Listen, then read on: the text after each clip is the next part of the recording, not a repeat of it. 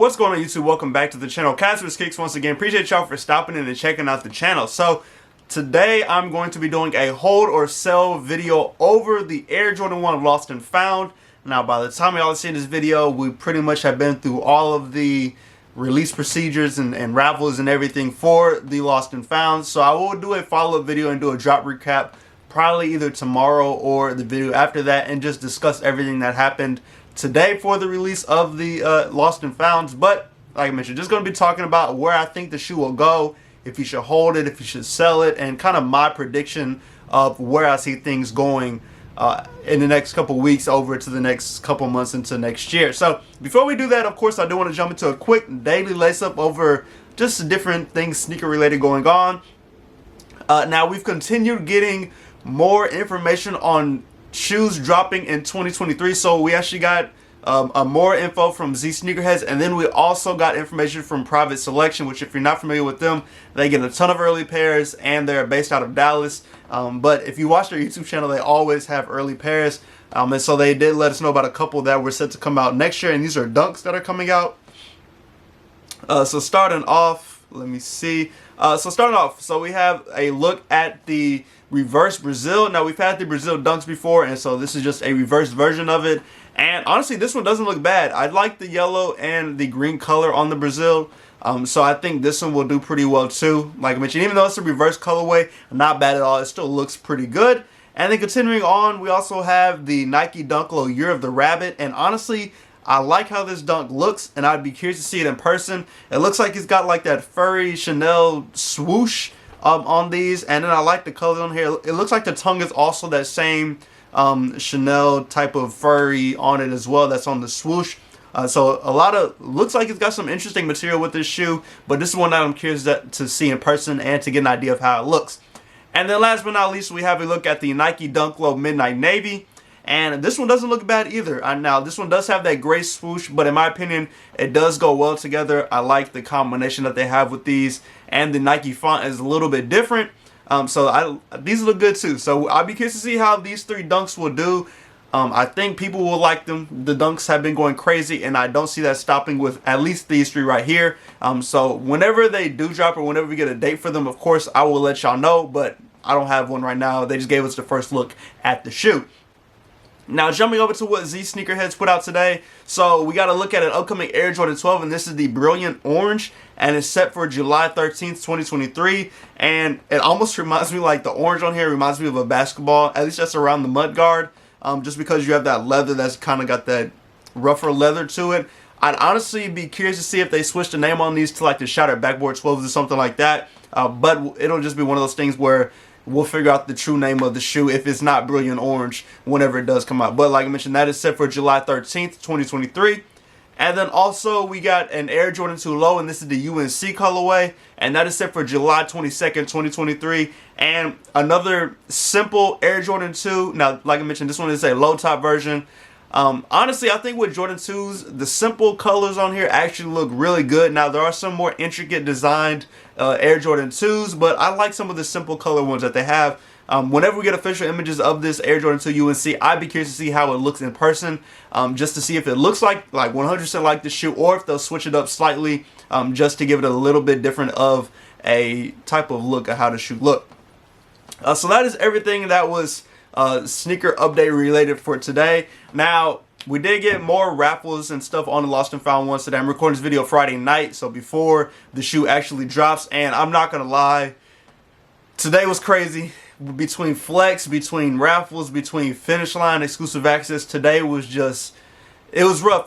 For me at least, it was a very rough day. I will probably talk about it in one of these upcoming videos, because I want to discuss how the current raffles are for like Finish Line and JD, and just even some of the stores in the area, because it was rough today. So continuing on, so we also got a sneakers pass today for the Lost and Found ones, and a bunch of stores got pairs. I unfortunately was not selected for the sneakers pass. It is what it is. So we're gonna see if I can cop a pair tomorrow, whenever they do drop. Well, today when y'all watch this video, whenever they do drop. Now jumping to the hold or sell portion of this video, I'm just gonna go ahead and give y'all what I think how the shoe will do, and then kind of give y'all like what I think could happen later down the line. Now, I've been kind of looking at StockX today and seeing how the shoe will do. And honestly, where the shoe is at right now, I think you'll make good money if you sell the shoe right now. The question is, how much will it go up over time? Now, like when we get to the price of the shoe, like when I talk about it, then it'll be a little bit easier to explain. But I think right now, like if it were me, if I just got like 2 or 3 pairs, I'd probably just sell them real quick, put my money into something else. But if you're able to get like 5+ pairs, they might not be a bad hold at the same time.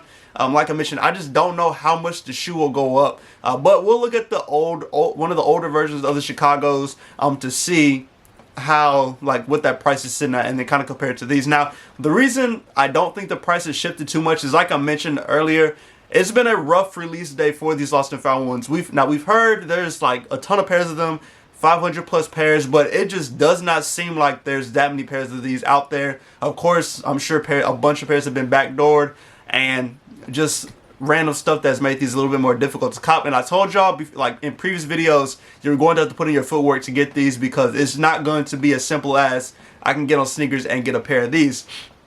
So we'll go ahead and jump to StockX. And so starting off with my size 11.5, last sale was $371, highest bid or lowest ask is $375, highest bid is $360. So they're all well above $350 for these lost and found ones. And even if I go to a smaller size, let's do a size 8.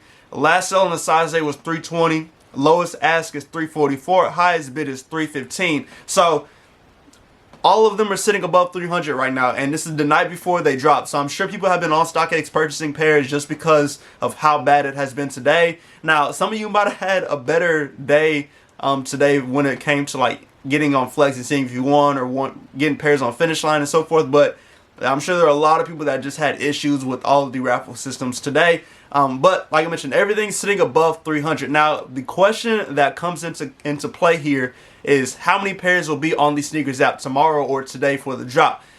I can see 100,000+ pairs. I just don't know how many will drop on there, but that will, I think, have an impact on where the price goes. Now, if there are a ton of pairs on the sneakers app, like 100,000+, 150,000+, we may see a slight dip in the price. But if there's not a bunch of pairs on sneakers tomorrow, I think this price is going to hold pretty steady, if not go up some. Just because of, like, people are going to be wanting the shoe, even though, like, they didn't get it on the sneakers app. So, we've heard places have late shipments coming in. Like, I know some of the Finish Lines didn't have their men's pairs in. Some just had GS. Some of them, I'm sure the mom and pop shops also don't have pairs in yet. So stuff is just slowly starting to come in. It's coming in late. I don't think the late pairs will have that much of an impact on like where the price will go. So I'll go ahead and screen record for y'all and put on Do Not Disturb and then screen record so y'all can see what I see on my end. And so like I mentioned, of course, you see the price here. Last sold $371 on the 11.5. So going down to the bottom, retail price is $180 on these, and I think it comes out to around $194 after tax and all that. But going to the graph here that I have, so October 3rd, which was a little over a month ago, the shoe was sitting at $1,300 or $1,456, and then over time it's gone down. So halfway on October 20th, the shoe was sitting at $722. And then we'll go to November 7th, which is 10 days ago. The shoe was at $480. And then now the shoe is at $367, which is, like I mentioned, the night before they're set to drop. Now, even still, like, sitting above that $350 mark for a size 11.5 is really good. We haven't had a Jordan 1 sit at that mark for a minute. So it's interesting to see a shoe sitting there. So I'll go ahead and jump to the Chicago ones. And I think the last pair that came out was in 2015. So let me see if I can find it real quick. Gotta type it weird, Chicago. Let's see if it pops up for me. Let me see if I can find it. There we go, 2015. Okay, so this is the 2015 Jordan 1 Chicago, and we'll look at 11.5 as well. Now, last sale was $1,700, lowest ask is $1,800, and then highest bid is $1,325. Retail price on that was $160, and these came out in 2015. Now, if we go to the market for these, let me see if I can go back here. So what did I say? They came out May 30th of 2015. So if we go back to May 31st, they're sitting at $453. And over time, that shoe was just done nothing but gone straight up. They went down ever so slightly down to 377 on September 6th. And that was in 2016. But after that, the shoe was shot up.